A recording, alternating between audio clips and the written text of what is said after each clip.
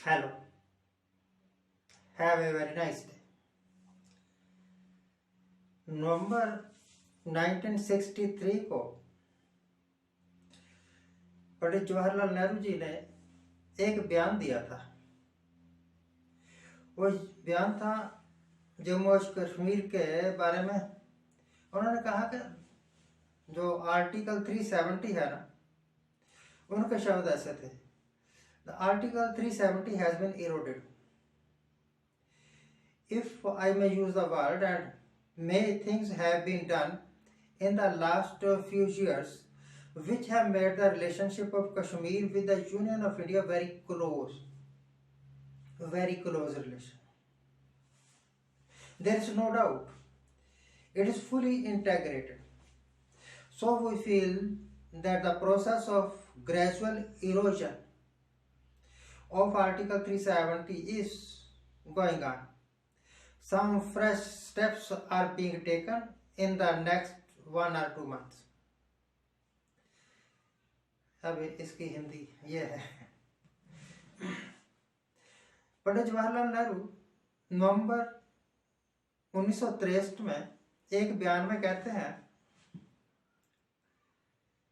कि आर्टिकल 370 कश्मीर में से धीरे धीरे हटाई जा रही है और इस तरह कश्मीर हिंदुस्तान का अभिन्न अंग बन चुका है। अब सवाल यह है कि जब पंडित जवाहरलाल नेहरू के टाइम में कश्मीर को, जम्मू और कश्मीर को हिंदुस्तान का एक इंटेग्रल पार्ट, अभिन्न अंग समझा जाता था और माना जाता था,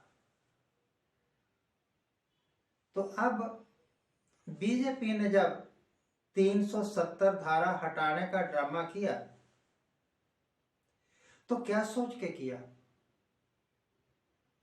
क्या J&K पहले हिंदुस्तान का हिस्सा नहीं था? पंडित जवाहरलाल नेहरू का बयान ये झूठ बोलता है क्या? और अगर था तो फिर शोर शराबा करने की क्या जरूरत थी कि अब हम धारा 370 हटा रहे हैं, 35 से हटा रहे हैं और कश्मीर हिंदुस्तान का एक अभिन्न अंग बन गया है और हिंदुस्तानी लोग कश्मीर में जाके प्लाट खरीदा करेंगे और यूपी के लोग कश्मीर में जाके गोरी चमड़ी वाली कश्मीरियों के साथ शादियां रचाया करेंगे। यही बताया जा रहा था ना उस वक्त जब इन्होंने धारा 370 हटाई। अब तो आर्टिकल 370 हटे काफी देर हो गई। अब तो सुप्रीम कोर्ट ने भी यह कह दिया कि जो कुछ भी राष्ट्रपति कर गया वो ठीक ही है, इसमें कुछ नहीं चेंज नहीं किया जा सकता। तो इसका मतलब धारा 370 के बारे में जो शोर शराबा और जो मशहूरी जो हमारे दिमाग में भूस भरा जा रहा था कि धारा 370 कश्मीर को हिंदुस्तान का अभिन्न अंग नहीं बनने दे रही, इट वॉज रॉन्ग। यह झूठ था, बीजेपी द्वारा फैलाई गई एक साजिशपूर्ण, कटुलतापूर्ण एक अफवाह थी। क्योंकि जिस तरह जम्मू कश्मीर में जाके जगह नहीं खरीद सकता कोई बाहरला, इसी तरीके से हिमाचल में भी नहीं खरीद सकते, हमें पता है, बीइंग हिमाचली हमें पता है। और उधर साउथ ईस्टर्न स्टेट्स में, मिजोरम वगैरह में भी जगह नहीं खरीद सकते जाके, आप वहां प्रॉपर्टी नहीं बना सकते आप। पर यह थोड़ा है कि वो हिंदुस्तान का पार्ट नहीं है। एक तो बीजेपी का ये झूठ। अब मैंने कहा है, मैंने आज से 2 साल पहले भी कहा था, मैं शुरू से ही इस विचार का था। जब मैं कहता हूं कि धारा 370 हटनी चाहिए तो इस करके नहीं कहता क्योंकि मुझे धारा 370 से कोई फायदा होने वाला, इस करके कहता हूं कि एक यूजलेस क्लॉज आपने जोड़ रखी है। इसका फायदा क्या है? जब सारे हिंदुस्तानी बराबर हैं तो कश्मीरियों को भी फील करने दो कि वो भी हिंदुस्तानी है और बराबर है। ये ना हो आए तो वो थोड़ी रोजी रोटी कमाने के लिए और लखनऊ में उनकी कुटाई पटाई कर दी जाए और बेचारे चीखे मारते दौड़ जाए, तो उनके वास्ते तो हिंदुस्तान एक फॉरेन कंट्री हो जाएगा ना।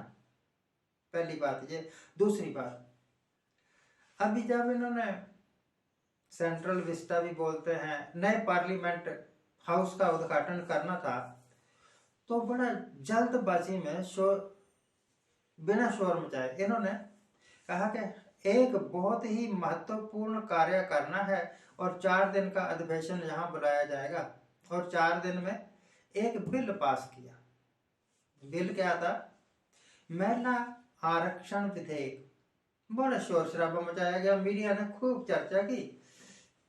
कहा कि अब नरेंद्र मोदी साहब की सरकार ने, बल्कि नरेंद्र भाई मोदी ने महिलाओं को उनका वाजिब हक दे दिया है जो कि पिछले 70 साल में नहीं मिला था। 2-4 दिन इसका शोर शराबा रहा कि हमने एक बिल पास कर दिया है, महिला आरक्षण का बिल है, महिलाओं को पूरा हक मिल गया है। और बाद में जब इसकी विस्तृत जानकारी हुई, चर्चा हुई, तो पता लगा कि 2029 तक तो ये बिल लागू ही नहीं हो सकता, अभी इसमें और कई कुछ करना बाकी है। तब लोगों को समझ आया कि ये जो शोर शराबा मचा रहे थे ये तो एक्चुअली अपनी मशहूरी कर रहे थे। महिलाओं के फायदे या ना फायदे से तो इसका कोई ताल्लुक ही नहीं है। जो चीज 2029 तक यानी अगले 7-8 साल तक लागू ही नहीं हो सकती, उस चीज के बारे में डिस्कशन करने से फायदा क्या? और उस चीज के बारे में भंगड़े डालने का भी क्या फायदा, नाच करने का भी क्या फायदा, लड्डू बांटने का भी क्या? ये सब कुछ इन्होंने किया था।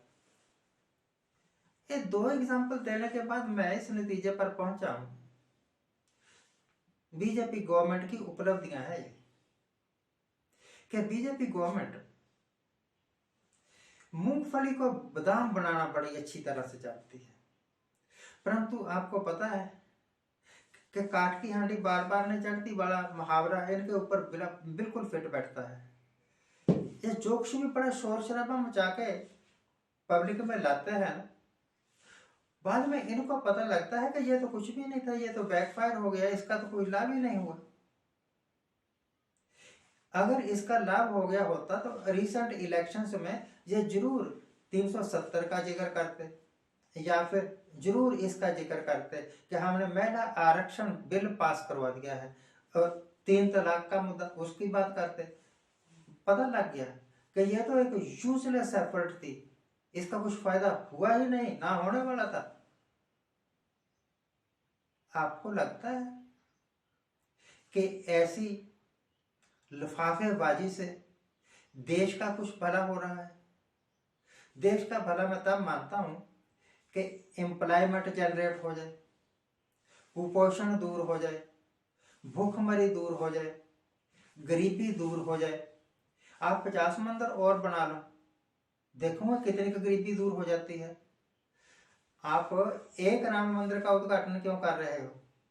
आने वाले जनवरी महीने में पूरा महीना मंदिरों का ही उद्घाटन करते रहो, देखो मैं कितनी भूखमरी या कितनी कुपोषण दूर हो जाता है, कितनी बेरोजगारी दूर हो जाती है।